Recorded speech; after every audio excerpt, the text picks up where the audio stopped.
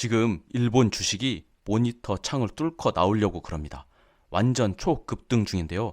조심해야 되지만 아직도 저평가된 종목이 수두룩 빡빡입니다. 안녕하세요. 나고야에 살고 있는 준입니다. 연초부터 일본 주가가 미쳐 날뛰고 있습니다. 제가 실시간 방송에서 정기적으로 일본 경제의 변곡점이 있을 때마다 언급을 하고 있는데요. 저번 주 실시간 방송의 주제를 정할 때 우리 구독자분들하고 투표를 해서 주제를 정했는데요. 구독자분들이 일본 주식 경제 이야기보다 일본의 유학, 취업 이야기를 하고 싶다고 그래서 유학 이야기 그리고 취업 이야기를 했습니다. 이번 주는 제가 경제 이야기를 조금 하려고 그럽니다. 현재 일본 주식이 날아가고 있습니다. 제 방송을 지속적으로 들으신 분들은 제가 포인트마다 일본 경제의 주요 중요 포인트를 제가 언급해 드렸거든요. 그런데 지금 이게 버블이냐 아니냐 이게 논란이 좀 있는데 올해 일본 애널리스트들 그리고 증권회사 사장들을 포함해서 모두 최소 4만 포인트까지 이 버블 시대를 넘어서서 일본 사상 최고가를 넘어갈 것으로 지금 보여지고 있어요. 현재 버블 시대와 펀더멘탈 자체가 많이 차이가 나고 있거든요. 4만 포인트 이상이 시장 참여자들이 예상하고 있는 점인데 오늘 준이 말하고 싶은 점은 현재 지금 너무 급등하고 있습니다. 이게 급하면 체하거든요. 급하면 체합니다. 혹시나 투자를 하신다면 투자를 하는 건 여러분이니까 최종 판단은 여러분의 몫이거든요. 일본 시장 관계자들은 현재 가격은 버블이 아니다라고 말하고 있지만 준의 생각은 어떻냐라고 하면 저는 이제 종목마다 다른 것 같습니다. 어느 종목들은 아직도 더 올라갈 것으로 보여요. 그리고 급등 중인 종목이 특히나 반도체 종목들이 너무 무섭게 올라가고 있습니다. 앞으로 시간 조정이나 가격 조정을 한다면 매력적인 종목들인데 현재는 이 가격 조정이나 시간 조정 없이 가는 건 저는 거품으로 보여집니다. 지금은 공격적인 투자보다 수비적인 입장에서 신규 종목을 택해야 된다고 보여져요. 아무튼 전체적으로 주변 상황 및 준의 뷰, 저의 뷰를 한번 정리해 봅니다. 코로나로 난리치던 3, 4년 전에 각 나라의 시장에서 돈이 풀리면서 전 세계 모든 주식시장이 급등을 했었죠. 그 당시에는 일본장의 반응은 그냥 뜨뜻미지근 제일 급등 안 했던 그런 시장이었습니다. 한국, 미국 등등 그때는 난리도 아니었는데요. 그때 한국에서 일본 주식장 안 오른다고 뭐라고 했는지 다들 기억하시나요? 잘 나가는 유튜버들, 잘 나가는 그 방송에서 사람들이 뭐라고 그랬냐면 일본은 이래도 안 되고 저래도 안 되고 일본은 이미 죽었다 뭐 그런 말을 했었잖아요. 현재 종합 주가 지수를 보면 일본, 미국, 한국 어떻습니까? 뭐 그 당시 일본은 화끈하게 안 올랐던 건 사실인데 그 당시에 다른 장은 급등에 급등을 하는데 일본 장은 흐리멍텅 뭐 이게 갈라고 그러는지 죽을라고 그러는지 흐리멍텅 힘들었던 것도 사실이에요. 그런데 2022년 전 세계가 조정을 맞았습니다. 당연히 올라갔으면 응징당해야 되는 건 맞습니다. 주식장에서 이건 뭐 당근 빠떼루잖아요. 조정이 있는 건 당연한 겁니다. 이게 기간 조정인지 가격 조정인지는 상황에 따라서 조금 다른데 제 영상을 지속적으로 보신 분들은 제가 귀에 딱지 생길 정도로 귀에 피 날 정도로 이야기했잖아요. 코로나 이후에 전 세계적으로 조정장이 왔지만 가장 좋은 국가는 일본과 인도입니다. 일본과 인도장은 계속 신고가를 이어가고 있어요. 이 말은 제가 한 100번은 말씀드렸던 것 같아. 여전히 일본장도 좋지만 인도장도 훨씬 좋습니다.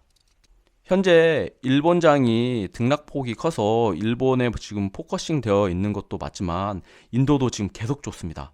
사실 종합지수 차트를 보면 인도가 더 좋다고 볼 수 있어요. 그리고 미국에 대한 투자는 무조건 디폴트로 해야죠. 미국은 오르더라도 사고 떨어지면 더 사고 무조건 사야 되는 뭐 그런 시장이죠. 세상은 미국을 중심으로 움직이고 미국이 대장이고 미국의 경제가 세계의 경제입니다. 당연히 직간접적으로 미국 시장에 들어가 있는 건 맞다고 봅니다. 최종적으로 현재 나의 포트폴리오에 미국, 일본, 인도에 관해서 들어있는 건 맞다고 봅니다. 그럼 제 채널은 일본 관련 채널이잖아요. 일본 주식에 관해서 좀 더 이야기를 해보도록 합니다. 현재 2024년 연초부터 급등하고 있는 이유가 뭔지 한번 살펴볼게요. 첫 번째로 외국인이 들어오고 있어요. 워렌 버핏이 일본 주식 싸다고 들어온 것도 있고 그 덕에 세계에서 주목받았고 버핏 형님 때문에 일본 주식 사셨다는 분들도 현재 제 구독자분님 중에 계세요. 그런데 지금 중국장이 개판입니다. 중국장에서 외국인뿐만 아니라 중국 애들 자체도 지금 중국장을 떠나려고 그래요.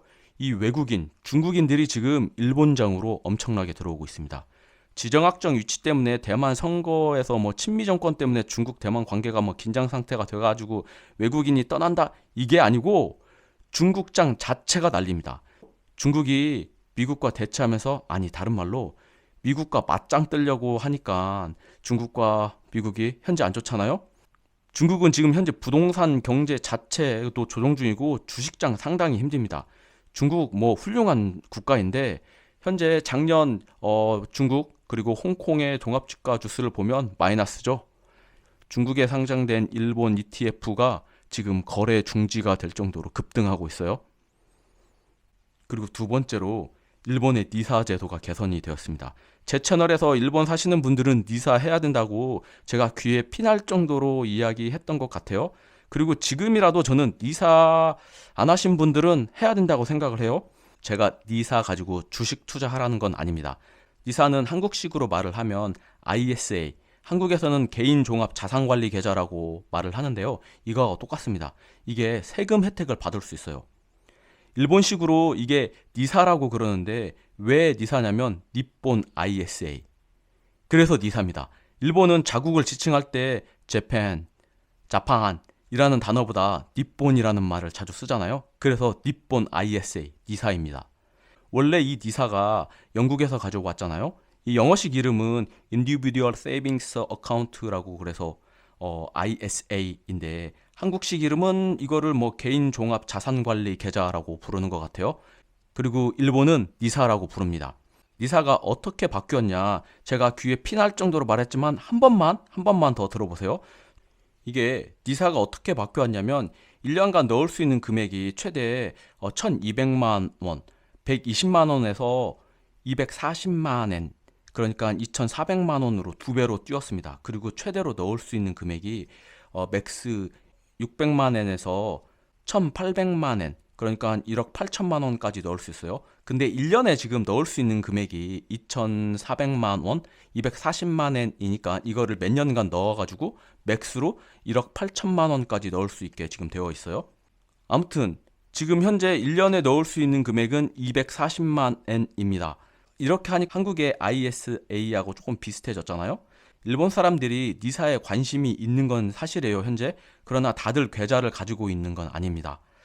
니사를 통해서 일본 주식에 돈이 유입되곤 있지만 지금 급등하는 것처럼 이 일본 주식을 전방위로 끌어올리고 있는 힘은 외국인의 도움 없이는 지금 현재 안 되고 있습니다.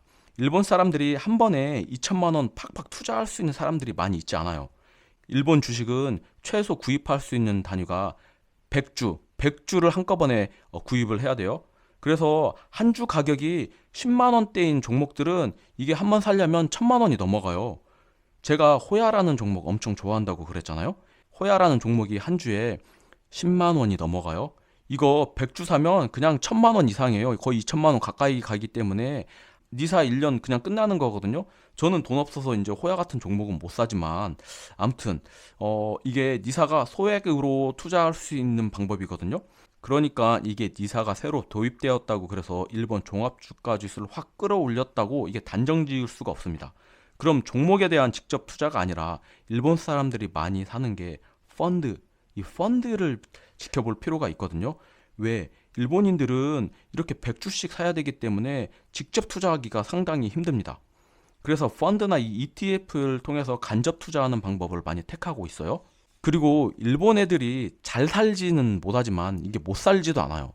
일본인들의 삶은 얇고 길게, 이게 한국식으로는 잘 이해가 안 되지만 일본 애들은 진짜 얇고 길게 삽니다. 그래서 나이 들수록 삶이 괜찮아져요. 보시는 건 일본 통계청 연령별 가계부채인데요. 40살 미만인 사람들이 가계부채가 많아요. 왜 그러냐면 이 사람들도 일본에서 집 사고 주택론 다 안 갚았기 때문에 부채 비율이 높게 나옵니다. 그 부채 비율이 높은 것도 이 통계 자료에 나와요. 가계 주택론 때문에 부채가 제일 많은 때 연령이 40대 미만입니다. 그러나 제가 일본 집에 관해서 정말 많이 이야기했잖아요. 일본에서는 35년간 대출금리 1% 미만으로 대출받는 사람, 대출금 상환하는 사람들이 대부분입니다. 일본에서 월세집 사는 사람들이 오히려 일본에서는 돈 많은 사람이라니까요. 일본에서는 오히려 그게 더 부자야.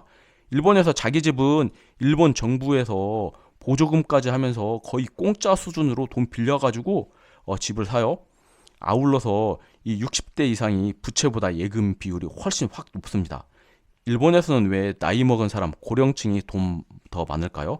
왜 갑자기 60대 되면 이렇게 돈 예금이 많아질까요? 이유는 퇴직금에 있습니다. 일본은 전 국민이 회사원이라고 할 정도로 자영업자 비율이 별로 없어요. 한 가정에서 가장이 퇴직하고 받는 퇴직금이 대학교 졸업자의 경우에는 퇴직금이 2억이 넘습니다. 이 돈이 60대 이상에서 예적금으로 생기는 거거든요. 그럼 60대 이상이 이 돈으로 뭘 하냐? 집에서 그냥 돈 쌓아놓고 있냐? 그렇지 않습니다. 그런 바보가 어딨어요. 그것도 통계청 자료에 나와 있어요. 은행 적금, 통장에 넣고 주식 투자도 합니다. 좀 더 일본 사회를 들여다보자고요. 나이 먹은 사람들은 돈이 많은데 젊은 사람들은 돈이 없고 부채가 많다면서, 그럼 나이 먹은 사람들은 부모들이 젊은 애들 도와주면 되잖아 라고 생각할 수 있잖아요. 근데 그게 한국하고 달라요. 일본 사람들은 한국처럼 부모가 자식들에게 있는 거 없는 거 다 퍼주고 도와주지 않습니다.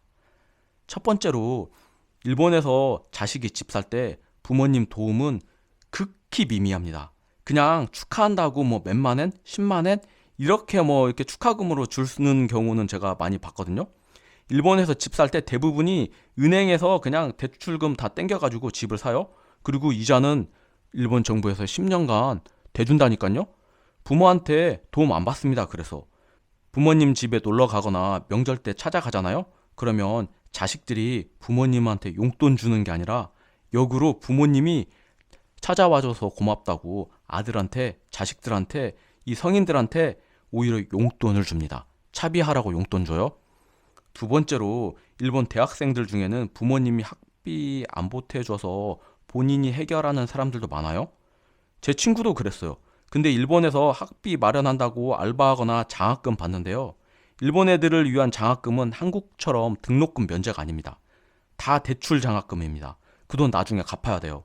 일본 애들 사회에 나가서 그 돈 갚는 애들 많이 있습니다. 제 회사에 동경공대 나온 애도 지금도 그 대출금 받고 있다니까요. 그리고 특히 일본 애들이 결혼식 할 때 어떨 것 같아요? 일본 사람들 중에 결혼식 대신에 지인들만 초청해서 밥을 먹거나 간단히 여행 가서 그 결혼식 올렸다는 그런 얘기 많이 들어봤잖아요. 이거 돈이 없어서 그렇습니다. 결혼식 비용이 너무 비싸 사실. 그래서 결혼식은 부모님이 돈 내주거나 보태주지 않는 애들은 그 결혼식 못 올려요. 그리고 일본 사람들은 결혼할 때 남자나 여자나 어느 쪽도 집장만 하는 게 요구사항도 아니고 필수 조건도 아닙니다. 당연히 월세부터 시작하는 겁니다. 이게 기본입니다. 어느 쪽도 집 없다고 월세 산다고 결혼 못 한다는 사람 없어요? 월세에서 시작해서 직장 생활하면서 자기가 원하는 곳에 정착해도 된다고 그렇게 생각하는 곳에 집을 구하는 겁니다. 아무튼 한국과 다른 일본, 이 일본인들이 현재 가장 많이 사는 펀드를 들여다보자고요. 현재는 돈 없지만 나이 먹을수록 삶이 괜찮아지는 일본인들이 과연 어떤 펀드를 사고 있고 그 펀드에 어떤 종목이 사고 있는지 오늘 들여다봅니다. 펀드 종목은 여러 가지가 있는데요. 저는 UFJ 거의 펀드를 한번 들여다볼게요. 작년에 현재 수익률이 1년간 수익률이 가장 좋은 거예요. 그런데 다른 펀드에 들어가 있던 종목들은 반도체 위주 종목들이 많고 너무 급등했기 때문에 제가 언급하는 것 자체를 안 하는 게 맞을 것 같아요. 어떤 종목인지 제가 코멘트 한번 달아볼게요. 이 펀드에서 가장 많은 비중을 차지하고 있는 게 첫 번째가 마루벤이라는 회사입니다. 이 마루벤이가 여러분 잘 아시듯이 종합상사 회사거든요. 워렌 버핏께서 일본의 종합상사 많이 샀다고 그러잖아요. 이 마루벤이도 일본의 종합상사이고 이 펀드에서 6.85% 비중을 차지하고 있어요. 현재 배당이 3.41% 배당을 주고 있고요. 퍼가 9.1, PBR이 1.26입니다. 두 번째로 일본제철.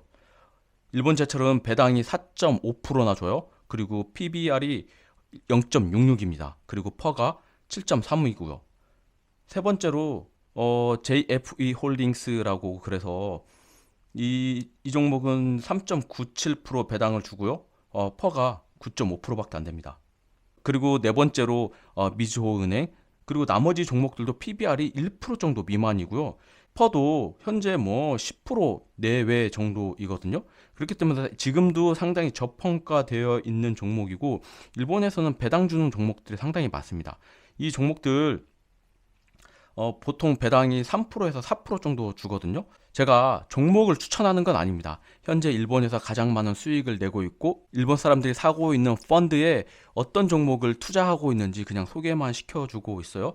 여기 일본 우정, 여기 같은 경우에도 뭐 4.6% 들어가고 있는데, 거의 뭐 반 국가 기반 시설에 많이 들어가 있죠. 10개까지 종목을 한번 이야기해봤고요. 제가 1에서 첫 번째부터 다섯 번째까지 종목만 말씀을 드렸는데요. 나머지 종목도 크게 뭐 퍼나 PBR을 보더라도 크게 무리는 없는 것 같습니다. 근데 제가 지금 종목을 추천하는 건 아니잖아요. 이런 종목을 가지고 있는 펀드가 일본에서 가장 큰 수익률을 1년간 주고 있습니다. 일본 종목이 급등 중이기는 하지만 아직도 일본 PBR이 1도 안 되는 종목이 일본 내에서 40%가 넘어요. 이 PBR이 1이 안 된다는 게 무슨 말인지 아시죠? 이 회사가 지금 갖다 팔아도 회사 부채 다 제하고도 돈이 남는다는 거거든요. 다른 말로 회사가 부도나도 주식의 가격은 보장된다. 이런 게 그 PBR 1 미만인 종목입니다. 예전에 한국에서 가치 평가한다는 사람들이 맨날 따졌던 게 이 PBR이 얼마냐라는 걸 많이 따졌거든요.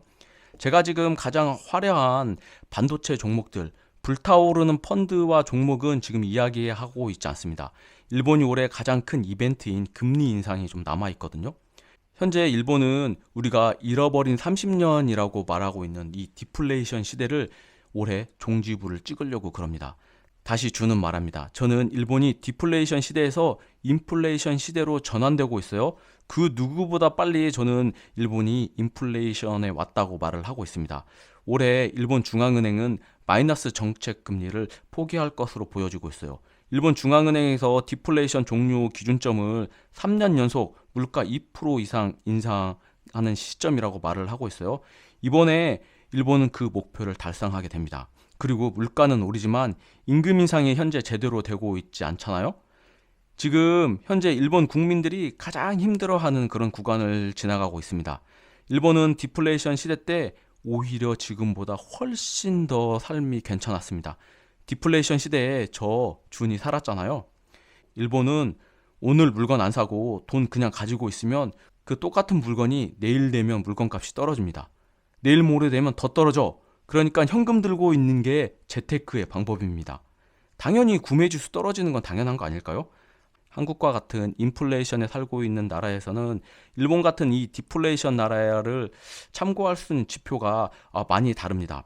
자꾸 한국식 지표를 들이대면 일본은 더 이상해지죠. 아무튼 올해 일본이 금리를 올릴 것으로 보여져요. 그런데 일본 중앙은행이 얘네들이 재밌는 게, 이게 인플레이션 파이터, 물가만 보는 게 아니라 일본 기업들의 임금 상승도 확인을 하겠대요. 일본의 노조 연맹이 올해 5% 월급 인상, 올해 5% 임금 인상을 요구하고 있어요. 그런데 경제 단체들이 5% 인상을 받아들이겠대요. 올해 디폴트로 5% 이상 임금이 오를 것 같아요. 일본 중앙은행은 이 임금이 오르는 걸 확인하고 마이너스 금리를 포기할 것 같아요. 그러니까 올해 춘투가 끝나는 봄 이후에 마이너스 금리 포기하고 금리를 올리겠죠. 미국에서 그리고 금리를 내리기 시작하면 엔은 급격하게 엔고 상황으로 갈 겁니다. 일본은 작년에 단 한 번도 환율 시장에 개입하지 않았다고 그럽니다. 한국은 가끔씩 원화 하락을 막았잖아요. 일본은 그냥 냅뒀어. 엔화 하락 계속했죠. 일본 제조업들 경쟁률 좋아지니까 일본은 작년에 매출이 엄청 좋았어요. 이게 간단하게 말하면 프라자 합의 때 미국이 일본의 엔고를 요구했잖아요. 그때 환율이 지금까지 온 겁니다. 지금 역프라자 합의 같은 상황이 왔어요. 미국 채권을 가장 많이 들고 있는 일본, 미 채권을 시장에 풀어, 이러면 엔저 상황은 막을 수 있습니다. 풀면 미국은 달러 약세로 돌아서고 인플레이션이 더 강해지니까 미국은 살아나올 수가 없어요. 그래서 미채권을 일본에서 안 팔고 있고, 그 덕에 미국이 용인하에서 엔화 약세가 되면서 일본 기업들 실적이 그냥 올해 정말 날라갔습니다. 그런데 엔화 약세가 엔화 강세로 급격하게 돌아설 가능성이 있기 때문에 주식시장은 좀 더 보수적으로 보는 게 맞아요. 구독, 좋아요, 알람 설정 사랑합니다.